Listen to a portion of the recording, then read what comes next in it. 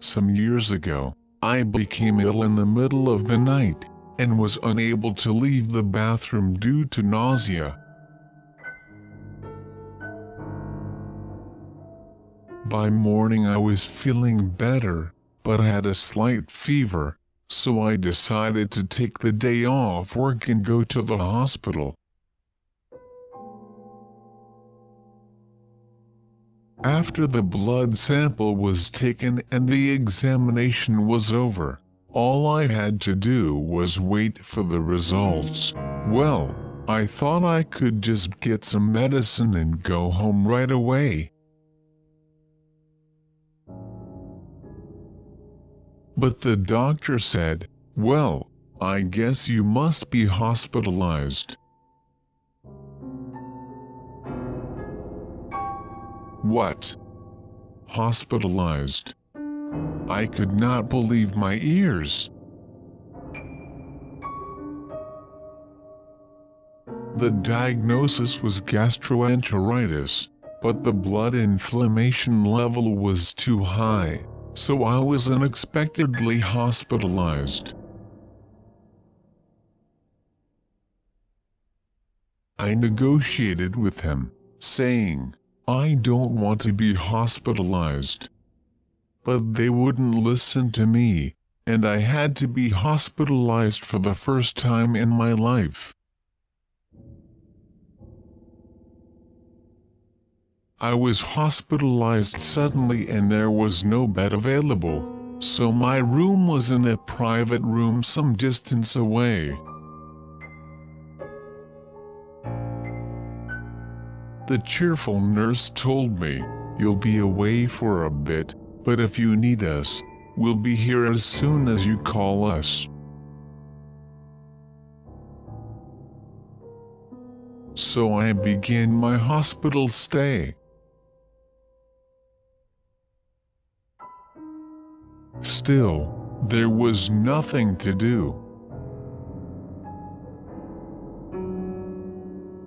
No meals because of the fasting treatment, and I was always on an intravenous drip, so I was too lazy to do anything. Since I was suddenly hospitalized, I was not prepared to kill time. I decided to spend my time sleeping anyway. In the middle of the night, I woke up and went to the bathroom. As I was washing my hands after doing my business, a voice suddenly called out to me from behind. "How are you doing?"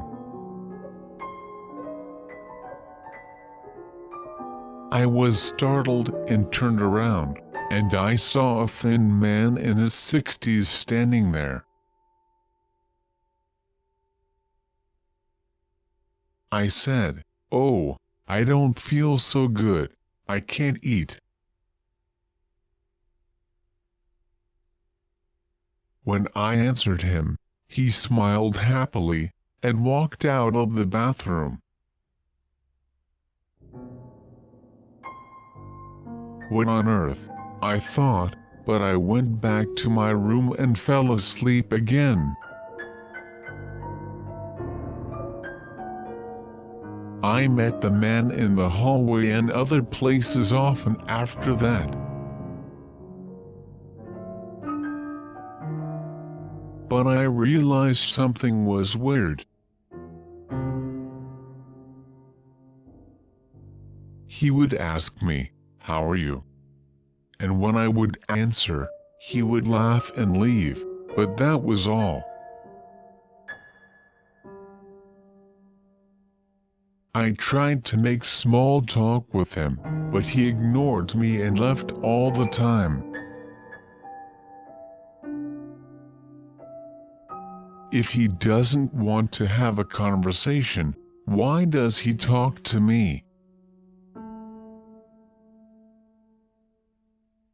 On the third day in the hospital, My drip was removed and I was offered food. Although it was a meal, it consisted of only starchy glue-like liquid rice and a thin, ingredientless miso soup. Even so, it stimulated my sense of taste, and made me realize how much I appreciated the food.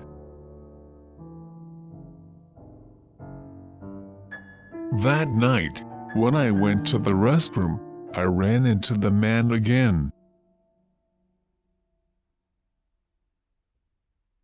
He again asked me one-sidedly, "How are you doing?" As usual. This time, I responded with a combination of frustration at his attitude and happiness that I was able to eat again, like this. "Thank you very much, I finally got rid of the drip. I can eat now, and all I have to do now is leave the hospital." The man then looked disappointed as soon as he heard my response. Normally, I would think that out of courtesy we should be happy for another person's recovery, but he looked so blatantly disappointed that I had no words to say to him. The man stumbled back to his room. After that, I never saw him again and he never asked me how I was doing. As I gradually returned to a normal diet, I made a point of walking around the hospital. I was bored with the floor I was on, even though it was a large hospital, so I went to the other floors.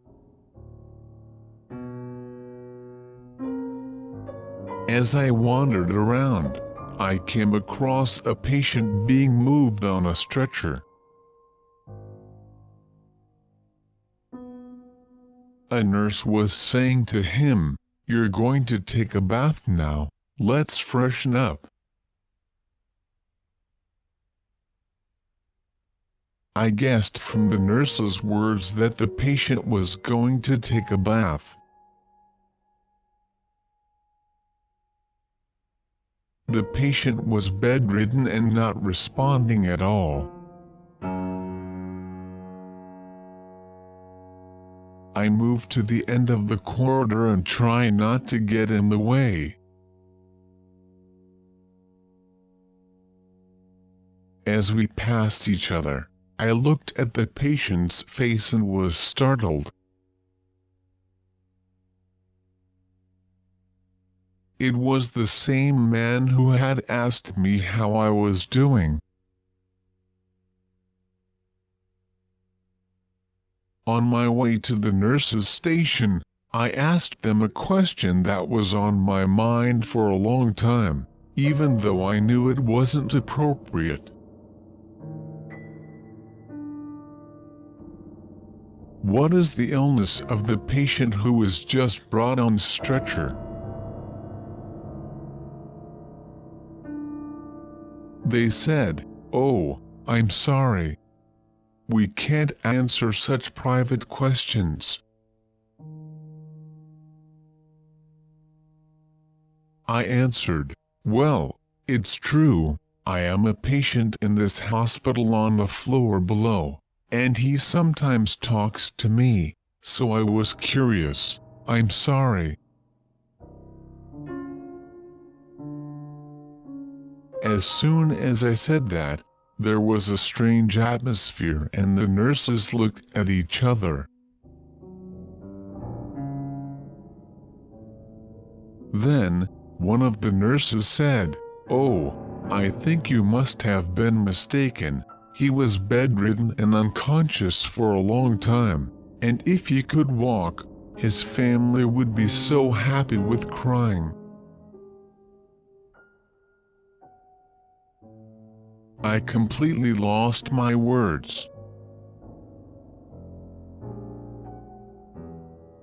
After that, I have been discharged from the hospital, and so far have been in good health with no serious illnesses.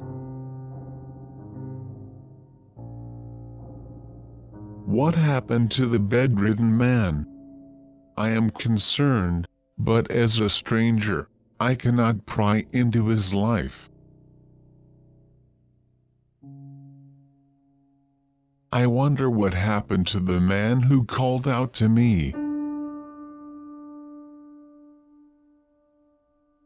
I have mixed feelings when I recall his happy smile and disappointed appearance.